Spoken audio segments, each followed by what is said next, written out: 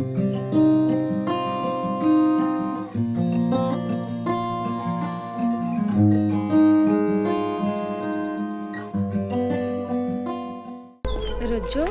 तू यहाँ? तू आज काम पे भी नहीं आई? आज मन्नू की स्कूल की बस लग गई है ना, इसलिए इसको छोड़ने आई थी। स्कूल की बस?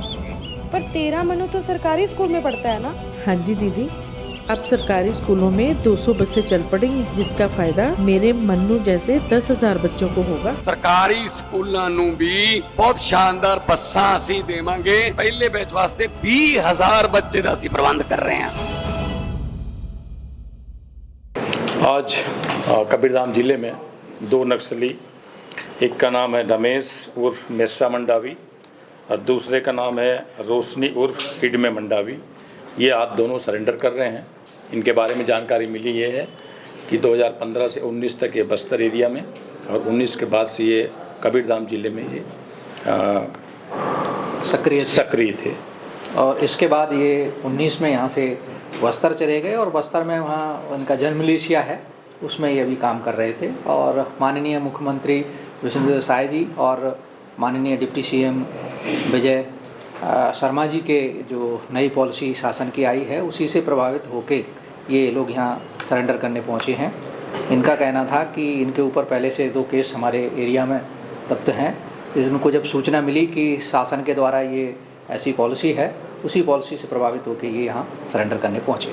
दोनों नक्सलियों पर कितने का इनाम है? दोनों पे 5-5 लाख रुपए का इनाम घोषित है। सर, ये इसके पहले अभी कहाँ थे ये? अभी मैं जैसा कि कलेक्टर सर ने बताया कि ये 2009 में ये भर्ती हुए थे।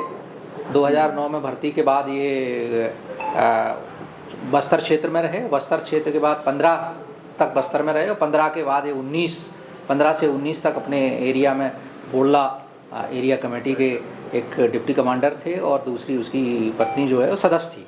ये यहाँ सक्रिय रहे। इनके दौरान इन पर 2 अपराध भी कायम हुए हैं, अपने एक तरेगांव थाने में और दोनों तरेगांव थाने में इनके द्वारा अपराध किए गए थे।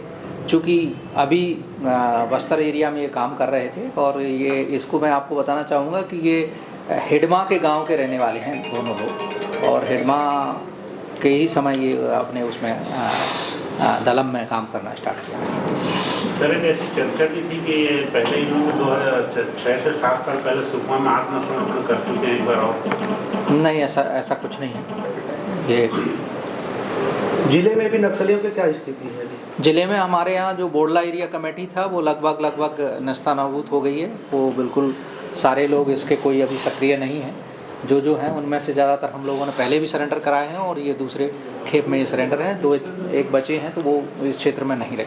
बहुत से कैंपों में भी बलों की संख्या कम की जा रही है। बलों की संख्या कम नहीं की जा रही है। कभी चुनाव के लिए बल थोड़ा उधर जाता है, बाकी सारे कैंपों में बल पर्याप्त है और हमारा एक नया कैंप भी बंदूकोना खुलने जा रहा है। सर, ये जैसे बस्तर में थे अभी, कवर्धा आके इनको आत्मसमर्पण का उद्देश्य क्या रहे? चूँकि कवर्धा में इनके ऊपर 2 अपराध कायम हुए। क्या संख्या होगी नक्सलियों? ये थोड़ी सी कह पाना कठिन है कि कितनी संख्या होगी। ये संख्या घटती बढ़ती रहती है। और ये उन्होंने कोई हथियार वगैरह भी सरेंडर किया है? नहीं, इनके पास जब ये सक्रिय सदस्य थे या 19 तक, तब इनके पास एक के पास इंसाज और एक के पास SLR हुआ करती थी, जो कि उन्होंने अपने दलम में समर्पित कर दी थी और उसके बाद ही बात चले गए।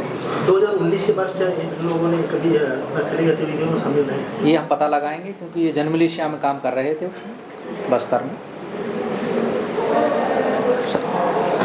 शासन की पुनर्वास नीति के तहत अभी 25-25 हज़ार इनको दिए हैं और वो भी जो भी प्रावधान है पुनर्वास नीति का, उसके तहत इनको जो लाभ मिलेगा ताकि ये मुख्य धारा में लौट सके।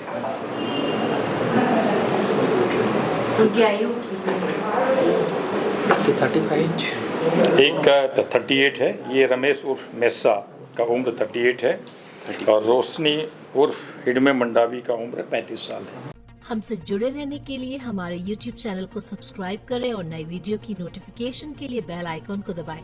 अगर आप ये वीडियो Facebook पर देख रहे हैं तो लाइक जरूर करें और ज्यादा से ज्यादा शेयर करें। धन्यवाद।